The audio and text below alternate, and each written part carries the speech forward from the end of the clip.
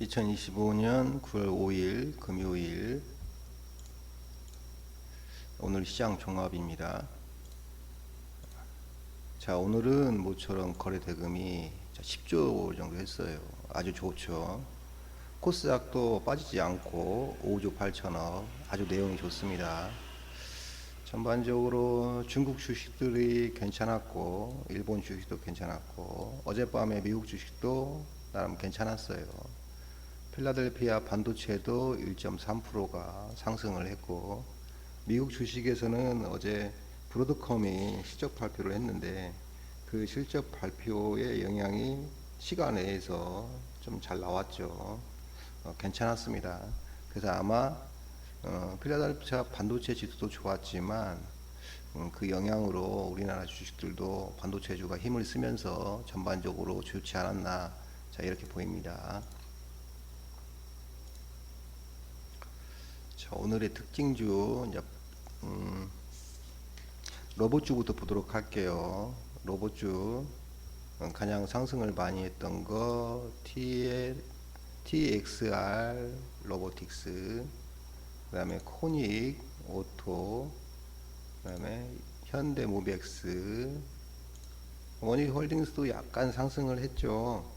근데 이 내용이 아마 쿠팡 때문에 나온 것 같아요. 쿠팡이 AI와 로봇 기술을 활용한 첨단 자동화 물류센터 투자를 본격화한다.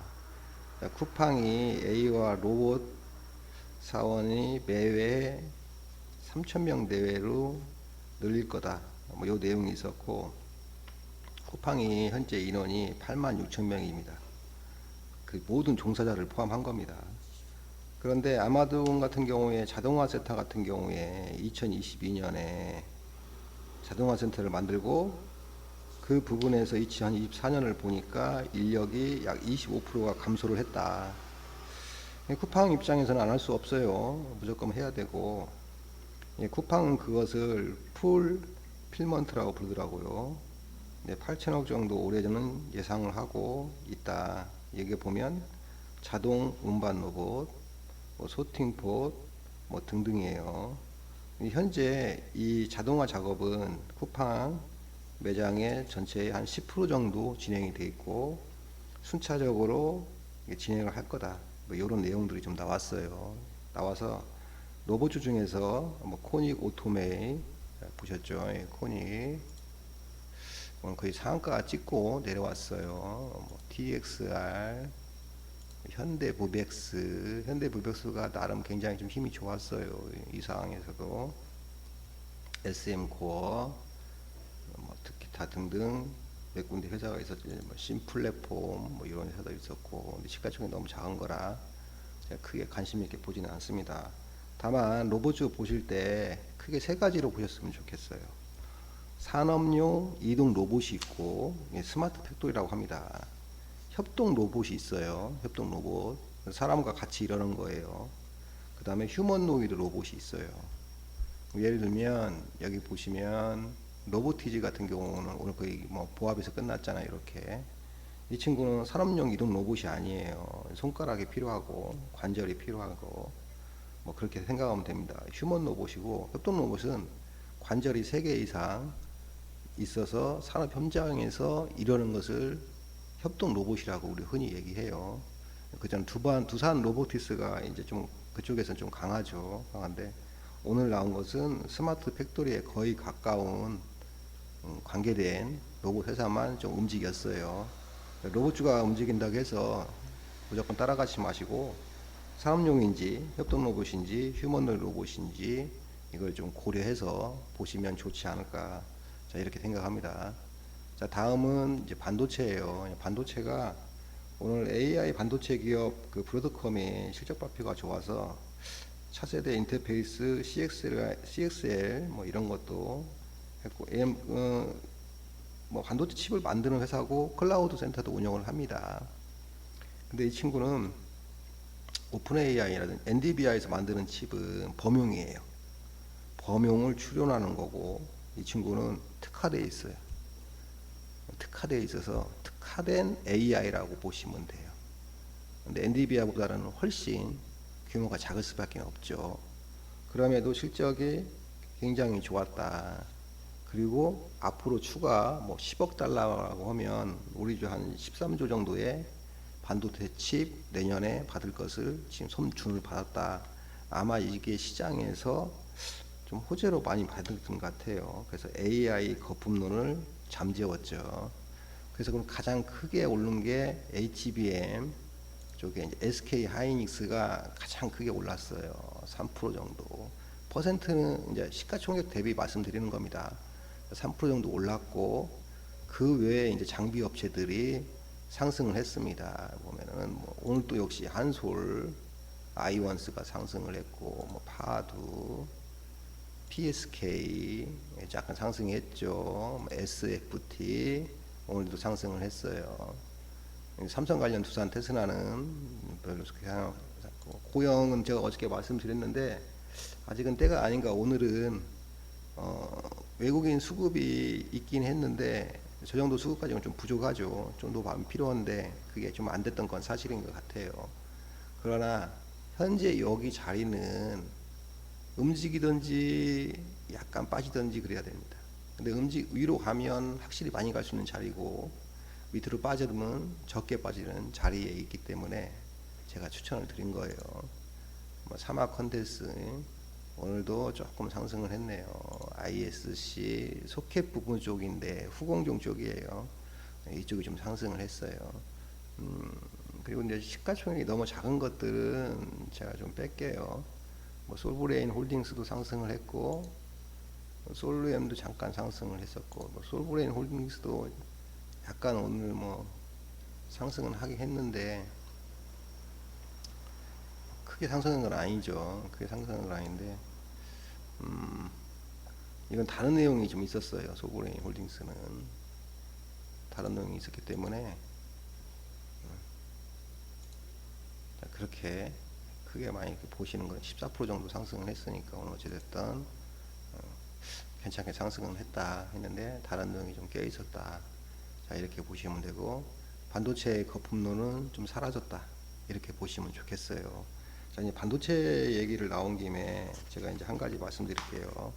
SK증권에서 4년 주기 투자 사이클이라는 리포트를 냈는데 2017년에는 클라우드 컴퓨팅 시대가 되면서 반도체 사이클이 좋았다. 2021년에는 우리가 잘 아는 팬데믹 사태가 있어서 반도체 사이클이 좋았고 그러면 2025년이잖아요. 2025년에 AI 학습 및 추론 시장이 성장을 했다.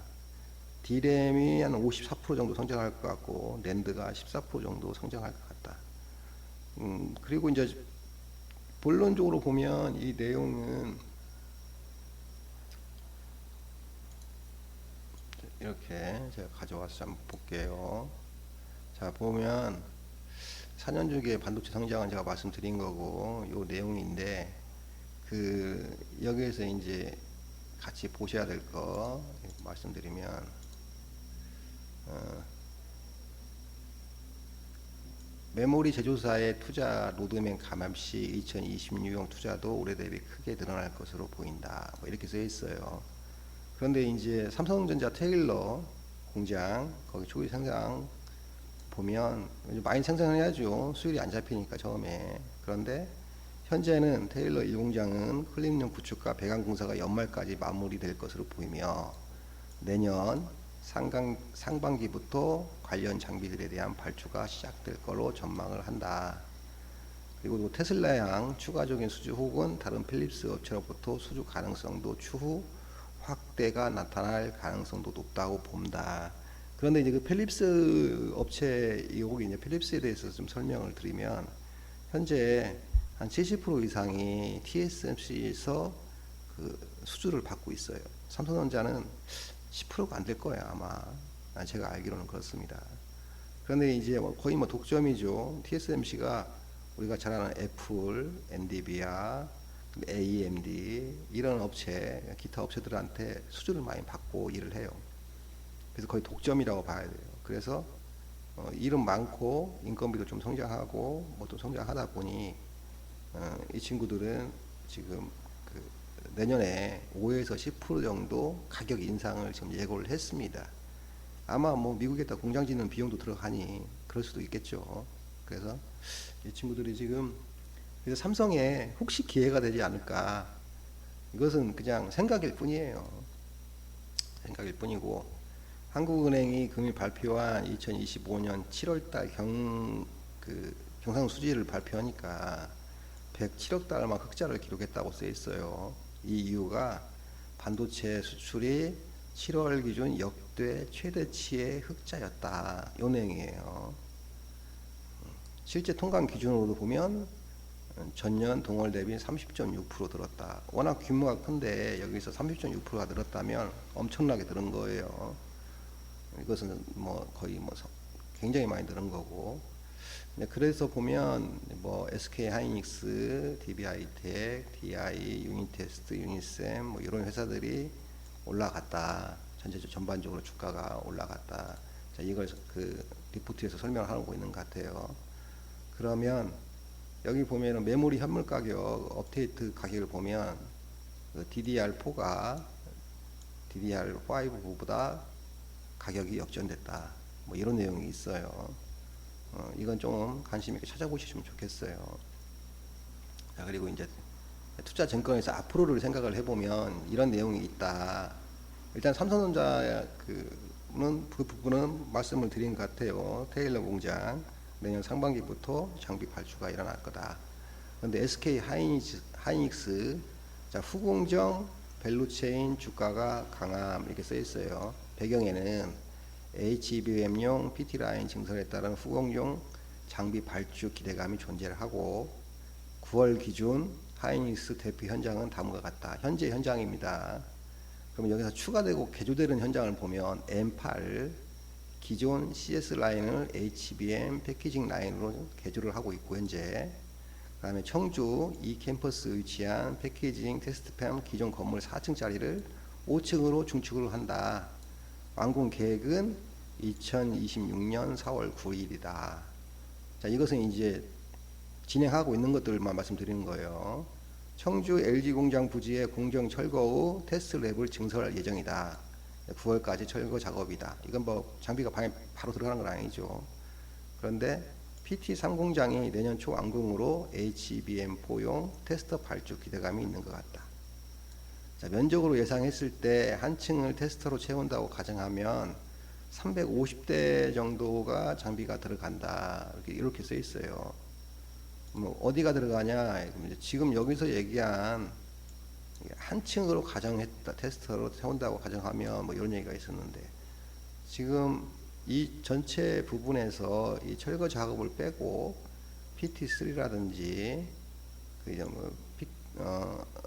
PT3죠. PT3 이 부분을 얘기하는 거예요. 이 부분이 가장 크다. 그래서 여기에 대해서 반도체 장비들이 괜찮을 거다. 뭐 관련 근거도 충분하고 내용도 괜찮고 이건 뭐 거의 뭐 틀렸다고 보기에는 좀 어렵지 않죠. 관계성이 충분히 있다. 충분히 있다고 보여집니다. 자, 여기에서 제가 좀 하나 더 보여드릴게요.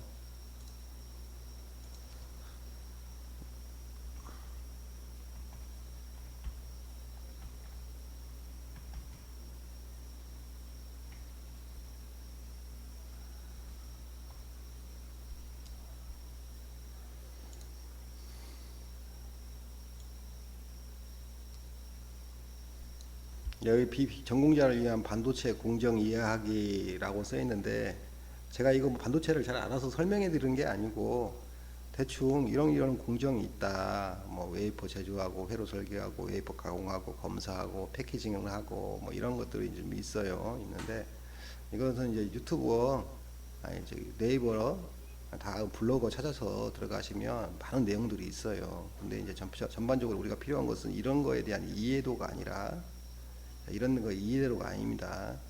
이런 거 아니고. 자, 여기 보시면 우리가 중요한 건 이거죠. 여기 회사들 웨이퍼를 제조해서 쭉 요 공정가에 쭉 오는 데 있어서 이 관련 회사들을 좀 적어 놓은 거예요. 그럼 후공정이라고 하면 쉽게 얘기하면 이 부분부터가 후공정이라고 보시면 돼요. 이 부분부터가 이렇게. 죄송합니다. 이 패키징 부분 끝난 이제 여기 보면 소켓 부분 ISC, 유닛 테스트, 테크윙 최근에 많이 올랐던 거죠. 오늘 조금 더 상승한 하나 마이콘도 여기 있고요. 자, 이쪽 부분이 많이 오른다.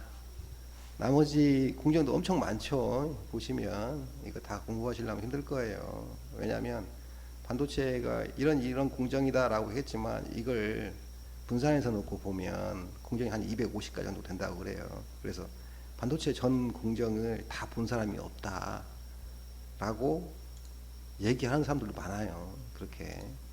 그러니까 이 부분, 이 검사 부분 이쪽에 장비들이 많이 들어가고 있다. 그냥 테스트도 있고 오사트 테스트도 있고 막 그렇습니다. 자, 이거 참고하셔서 여러분 궁금한 거 있을 때 찾아보시라고 제가 그 그림을 보여드린 것 뿐입니다. 자, 반도체는 그래서 후공정 장비 업체들이 최근에 많이 올랐다. 그거에 대해서 설명해 드린 거예요. 뭐 테스윙이 됐던 유닛 테스트가 됐던 이런 회사들이 많이 올랐다. ISC는 어제 좀 상승을 했죠.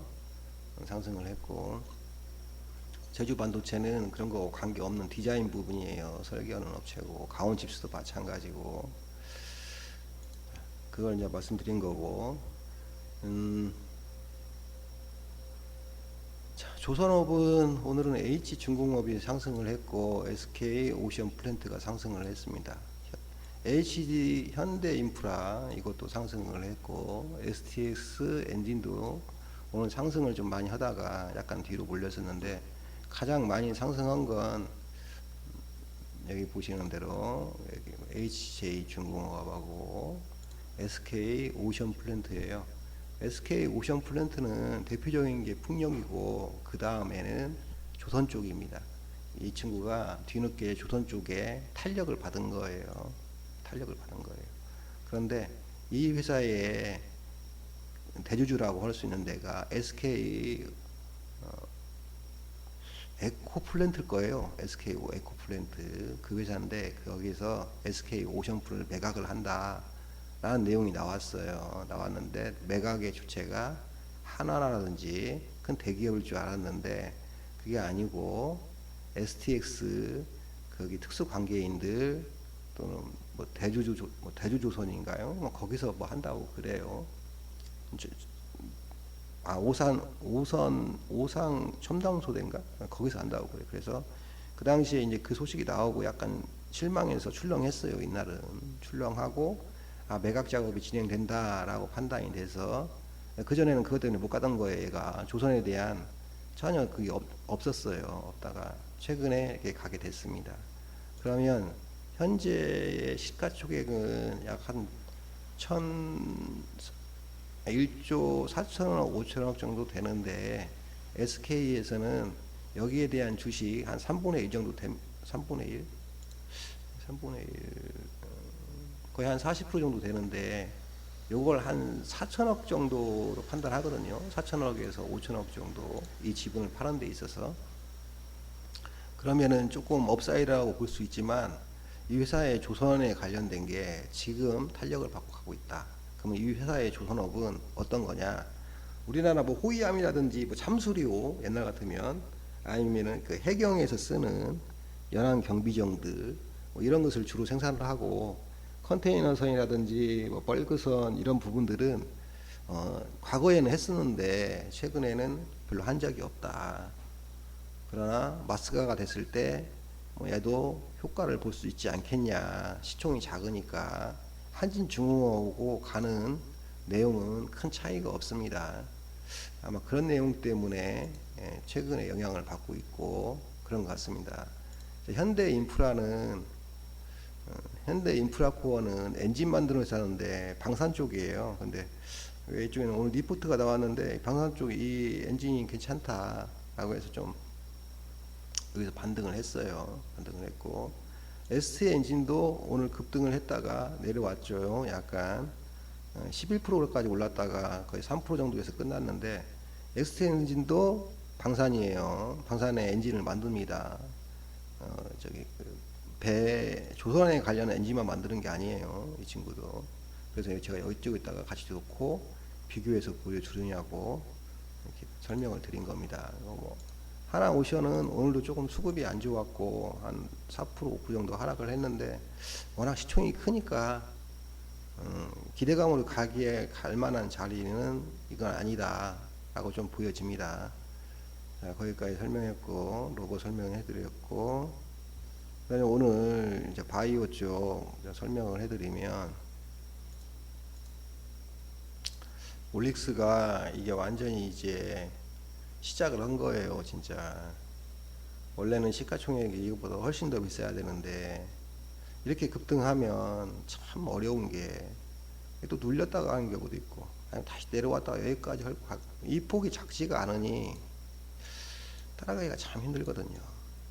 그런데 제가 이제 최근에도 느끼고 많이 느끼는 거 보면 이 업사이드를 시킬 때 누가 시키냐 이거예요. 도대체 주체가, 이 주체는 제가 이게 수급을 보여드리면 이게 이제 외국인이고, 여기 보시면 이게 외국인이고 이게 기관 투자자입니다. 개인 투자자들은 공격적으로 하는 편이 아니기 때문에 이건 빼고 거의 외국인들이 업사이드를 시켜요. 이렇게 외국인들이. 그러면 희한하게 뒤늦게 좀 들어와요. 뒤늦게 들어오긴 들어와요. 이렇게 보면. 그리고 이 가격대가 이 친구들이 팔지 않고 조절을 하면 계속 이제 우상향하는 경우도 있고, 여기 수급에 따라서. 그러면 이 친구가 살 때 프로그램 매매로 사는데 프로그램의 매매에 따라서 움직인다는 거예요. 결론적으로 보면. 그래서 이것을 잘 판단을 잘 하고, 근데 그 전부터 야 이거 저평가됐다 그 생각을 많이 했었는데, 투자라는 게 장기나 스윙 투자가 아니면 이런 부분에서 좀 어려움은 항상 있어요. 이 매매를 잘한다는 것 자체가 이게 쉽지는 않다. 그리고 이제 ABL 오늘 뭐 이 회사도 신고점으로 거의 달려가고 있어요. 보시면 중장기를 보셔도 많이 상승했죠. 지금 올해만 한 3배 정도 상승한 것 같아요. 바이오라는 게 그렇습니다. 한번 이게 찍히기 시작하면 정신없이 가는 것 같아요. 그리고 이제 온코니 테라피스도 이것도 이제 신규 상장주 중에서도 제가 싸다고 얘기했는데 오늘도 상승을 했어요. 그러면 이걸 올린 주체는 외국인이겠죠. 여기 보시면 이 업사이드를 시켜요. 이 친구들이 한 번에 힘을 딱 써가지고, 그러니까 참 그렇더라고요. 근데 우리나라 기관 투자자들 보면 이게 업사이드가 별로 없어요. 오른다고는 얘기하지만 이렇게 크게 저평가된 것을 탈출시키는 것은 이렇게 외국인 투자자들이 대부분 하고, 기관 투자자는 좀 어렵다. 심지어 이거 보세요. 프로티나 같은 경우 오늘도 상승했어요. 10% 가까이 13%까지 상승했다가 6%에서 끝났는데, 요 내용이 나오고 떠서 시작했다가 잠깐 내려왔다가 다시 올라갔죠. 또 오늘 또 상승했어요. 그런데 오늘 수급 자체는 외국인들이 이렇게 팔았어요. 그렇게 기관 투자가 꾸준히 들어올 것 같은 눈치가 보이니까 팔았던 것 같아요. 그러니까 이것을 그럼 이 기관 투자가 이만한 것을 끌어올릴 수 있는 돈이 없냐? 있어요. 있는데 제가 결론적으로 보면 자신감이 없는 것 같더라고요. 이거 회사 괜찮으니까 한번 끌어올리자 하면 다 끌어올리고 막 하는데 이 자신감이 없는 것 같아요. 내가 보면. 오히려 이렇게 해서 한 번씩 당하면 더 크니까 그런 것 같아요. 저도 그 중에 한 명일 수도 있고.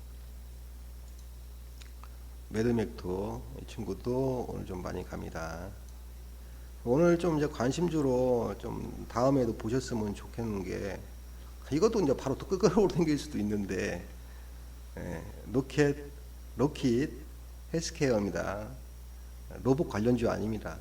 로킷 헬스케어인데 오늘 수급이 상당히 좋았고, 이 회사도 뭐 3D 프린팅이라든지 뭐 이쪽에 의류 쪽에 하는 회사인데 신규 상장주예요. 신규 상장한 지 이제 3개월 조금 그 정도밖에 안 됐어요. 그래서 이렇게 보면 신규 상장장 특성상 기타 금융에서 꾸준한 이렇게 매도가 나오는데 시가총액이 2,300억짜리인데 어제 오늘 80억 정도, 90억 정도 자금이 들어왔어요. 그러면 굉장히 많이 들어온 거죠. 업사이드를 시키겠다는 의도가 있는 것 같아요. 분명한 건. 그러니까 이 종목 잘 보고 계시면서 뭐 눌림목의 매매, 이게 가장 좋은 게 이렇게 올라왔을 때 이렇게 눌렸을 때 사면 좋은데 이렇게 안 가는 경우가 많아요. 이렇게 바로 가는 경우도 많고 그래서 매매가 힘들어요. 내려오지도 않고 또 내려왔다가 이렇게 가야 되는데 안 가고 다시 또 여기까지 내려왔다가 다시 한번 이렇게 가는 경우도 있고 참 어렵더라고요. 이런 부분이. 이거 생각하면 어떻게 잘 대응할까 생각을 많이 해보셔야 돼요. 자, 이제 그 부분 말씀드렸고 자, 어제 제가 이제 고영 말씀을 드렸는데 오늘 그렇게 많이 안 움직였다는 거. 누닛은 며칠 전에 얘기했죠. 이게 중요한 자리다고. 지금 못 가면 못 간다고 제가 말씀을 드렸었어요. 올해는 못 가요.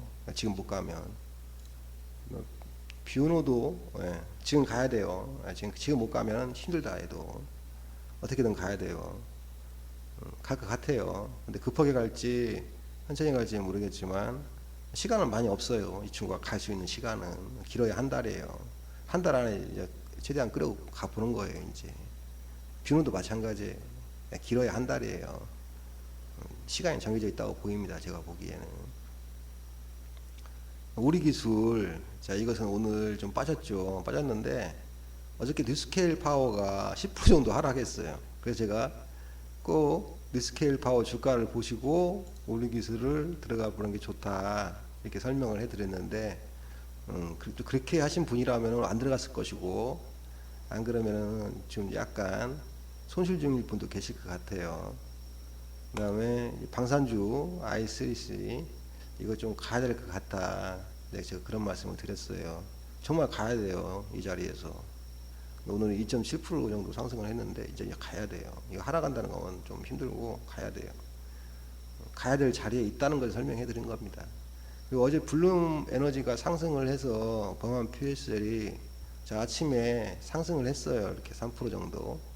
4% 상승했다가 자, 이거 보시면 상승했다가 내려온 게 아마 한국경제TV인가 거기서 이 정도면 많이 오른 거라 좀 조정을 줘야 돼요 뭐 이런 얘기가 나와서 갑자기 매물이 나와가지고 그 매물을 소화를 못 하더라고요. 그래서 이제 오늘 이렇게 4% 정도 하락을 했는데 좀 아쉽긴 해요. 왜냐면 비나텍이라든지 이런 종목들은 오늘 상승을 다 했거든요. 두산 피어셀도 그렇고. 그래서 조금 좀 아쉬움이 좀 있지 않았나. 자, 이렇게 보입니다. 이렇게 보이고, 대체적으로 제가 최근에 말했던 거, 어제 말씀드렸던 종목 중에서, 간 종목, 안 간 종목이 거의 비슷비슷한 것 같아요. 거의 비슷비슷하고.